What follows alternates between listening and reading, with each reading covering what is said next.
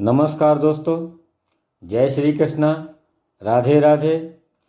मेरे YouTube channel में आपका बहुत बहुत स्वागत है।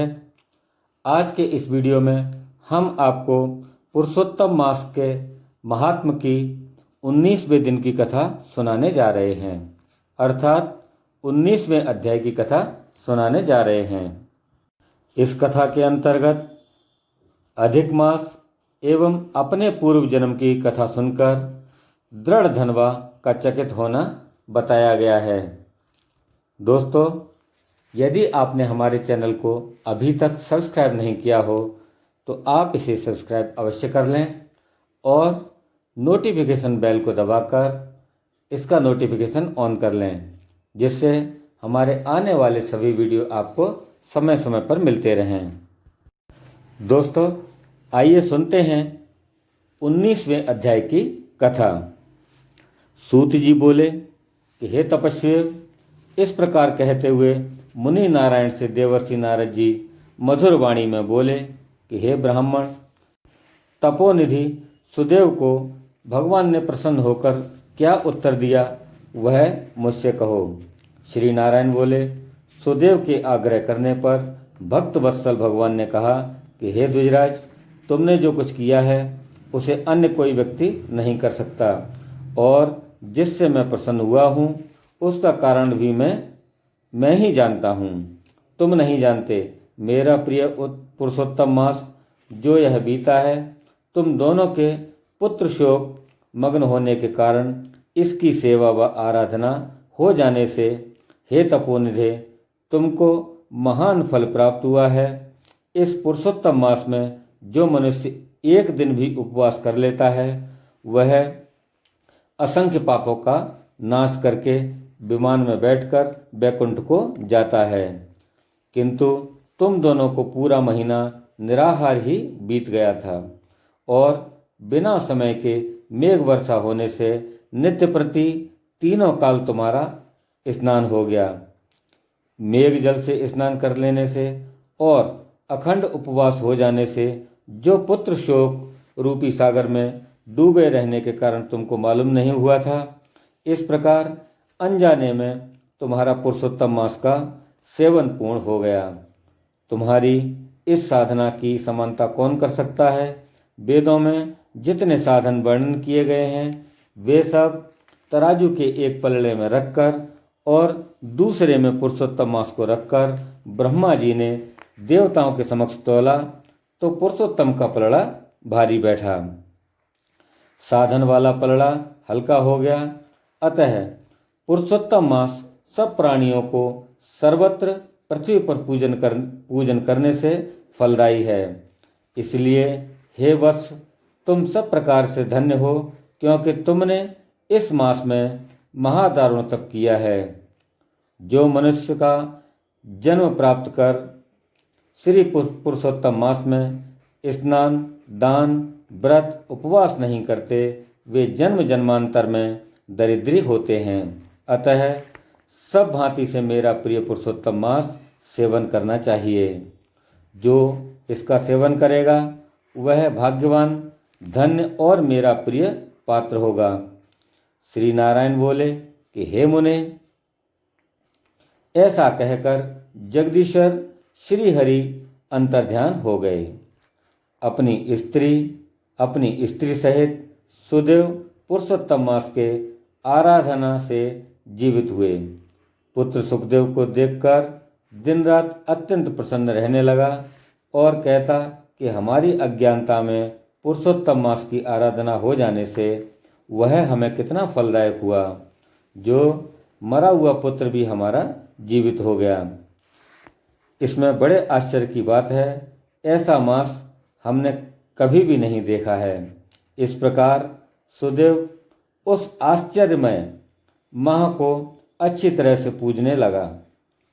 पुत्र को देखकर वह ब्राह्मण अपनी पत्नी सहित हर्षित होता था और वह पुत्र भी अपने सत्कर्म से माता पिता को आनंदित करता था। सुदेव ब्राह्मण पुरुषोत्तम मास की स्तुति करते हुए विष्णु भगवान की पूजा करने लगा और कर्म मार्ग से होने वाले फल की इच्छा को छोड़कर केवल भक्ति मार्ग में ही रहने लगा। सब दुखों को दूर करने वाले प्रत्येक तीसरे वर्ष में आने वाले श्रेष्ठ पुरुषोत्तम मास की पत्नी सहित सुदेव ब्राह्मण जप तप होम स्नान पूजा दान आदि से श्री हरि को अर्थात भगवान श्री विष्णु जी को हरने लगा। 1000 वर्ष तक रात दिन सब विषयों को भोग कर स्त्री सहित सुदेव बैकुंठ लोक को गया, जो योगियों को भी दुर्लभ है। वह यज्ञ आदि करने वालों को भी अप्राप्य है। बैकुंठ लोक में श्री हरि के निकट जाकर निश्चिंत रहने लगा। बैकुंठ लोक के समस्त सुख भोग कर सुदेव ब्राह्मण अपनी स्त्री गौतमी के सहित पृथ्वी पर आया।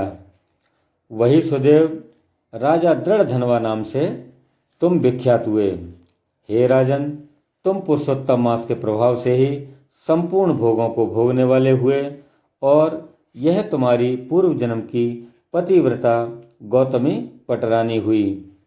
हे भूपाल, तुमने जो मुझसे पूछा था वह सब मैंने तुमसे कह सुनाया, और जो तोता पक्षी था वह तुम्हारा पूर्व जन्म में सुखदेव नाम का पुत्र था, जिसे हरि ने जीवित किया था। वह 12,000 वर्ष तक की आयु भोग कर बैकुंठ को चला गया। वही सुखदेव वन में सरोवर के निकट बड़ के वृक्ष पर बैठकर अपने पूर्व जन्म के पिता अर्थात तुमको आया हुआ जानकर दूषित संसार सागर से पार लगाने में मगन होकर भोग रूपी विषयों से ग्रसित ऐसे राजा को देखकर अत्यंत कृपायुक्त होकर तोता रूप में, जो कि तुम्हारा हितकारी पुत्र था, सोचने लगा कि यदि मैं इस राजा को आत्मबोध नहीं कराऊंगा तो मैं